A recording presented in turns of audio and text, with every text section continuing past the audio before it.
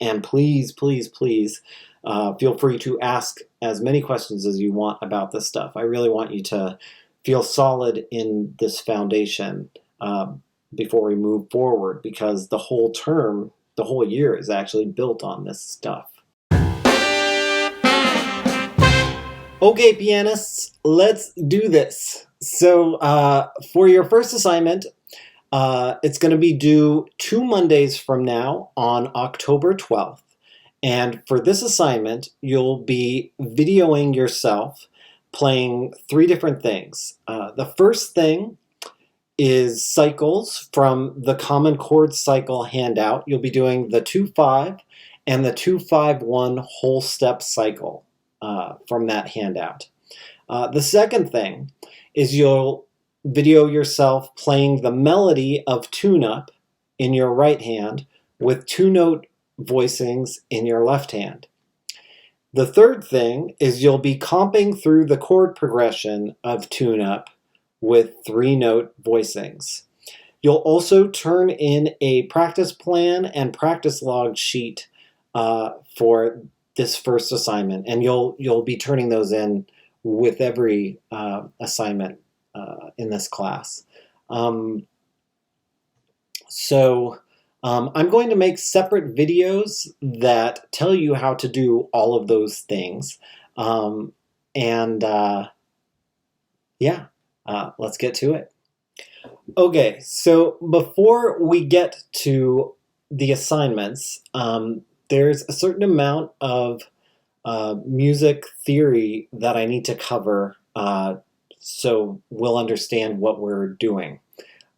So the first thing I need to talk about is the 2-5-1 progression. So the 2-5-1 progression is the most common chord progression in jazz. And what it means is if we look at building up chords on the major scale, okay, so here's the major scale. Okay, if we take the bottom note, the first note, we call that 1, and then we build a chord in thirds on that, then we call that the 1 chord. You can build a chord in thirds on the second note of the scale. We'd call that the 2 chord. That's the 3 chord, the 4 chord, the 5 chord, the 6 chord, the 7 chord, and then we're back to the 1 chord. So these are the chords of the major scale, the diatonic chord, so that means of the key. So they're diatonic to the major scale. The 1, 2, 3, 4, 5, 6, 7. Okay. So the most common chord progression that we'll be dealing with, that we work with a lot in jazz, is called the 2-5-1 progression. And that's the 2 chord, the 5 chord, and the 1 chord.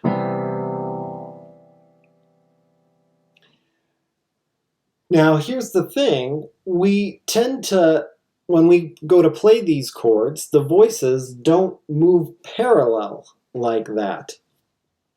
Usually we want them going a lot smoother, so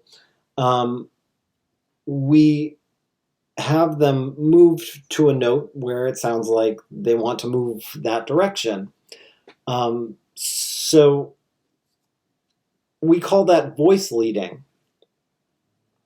And certain notes tend to move in certain directions from chord to chord in that progression. So the third of the chord, okay, so if this is our 2 chord, then that's 1, 3, 5, 7, 9, 11, 13. So if you stack them in thirds, we're talking about them in those numbers.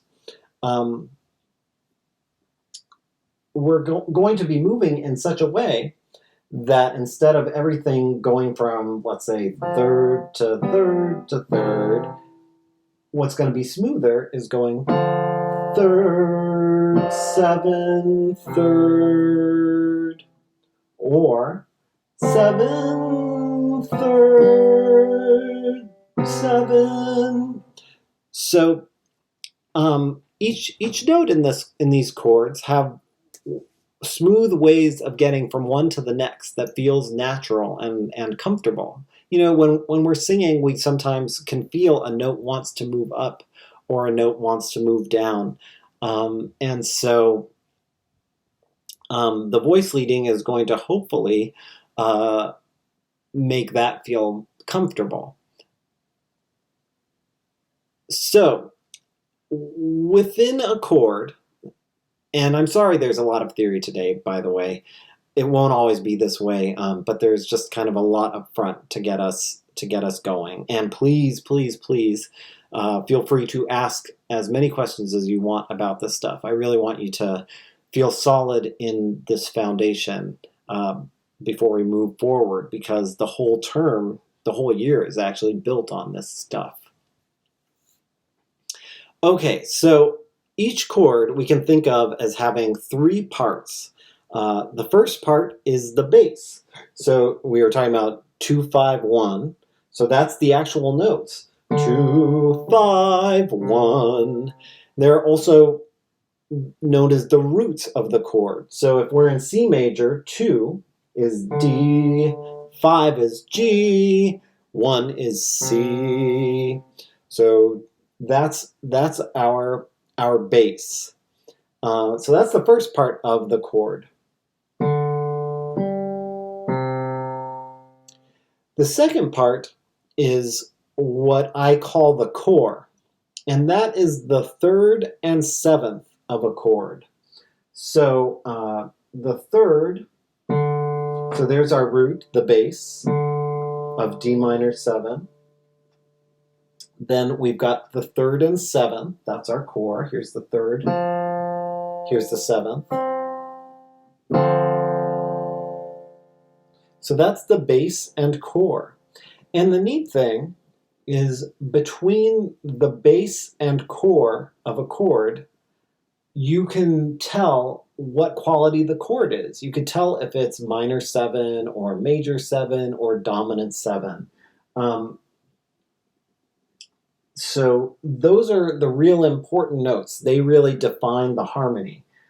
So here's what the chord progression sounds like if we've got just the bass and core going through a 2-5-1 progression.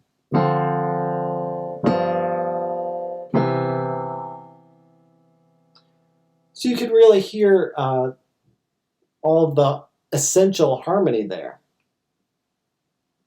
And you can feel how smooth it is. Here's I'll sing the third, the line starting from the third.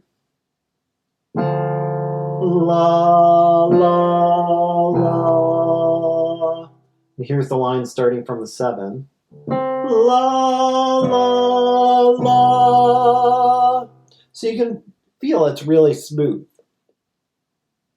Okay, the last part of a chord is the color.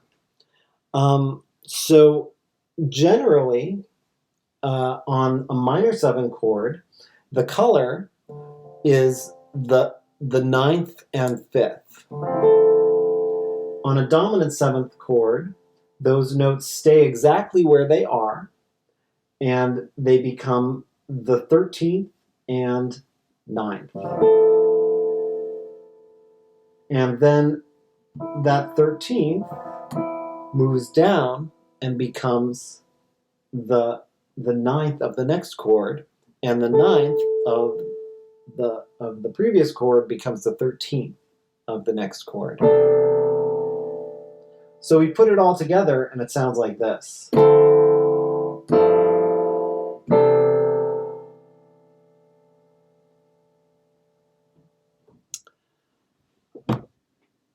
So right now, we're only going to deal with the bass and core. We're not going to deal with the color just yet. So I don't want you to stress about that. Right now, we're just dealing with bass and core. So how the roots move, how the roots move from the 2 to the 5 to the 1, how the thirds and sevenths move. So the third generally becomes the seventh, generally becomes the third, and the seventh generally becomes the third, generally becomes the seventh. So again, here's what that sounds like.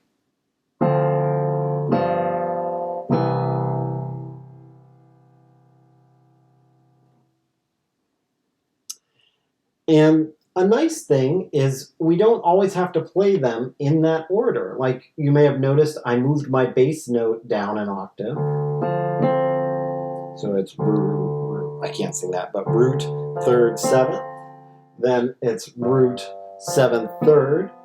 Then it's root, third, seventh. But if I wanted, I could take one of those notes up an octave. I could take my third up an octave if I wanted. So it's root, seventh, third, root, third, seventh, root, seventh, third.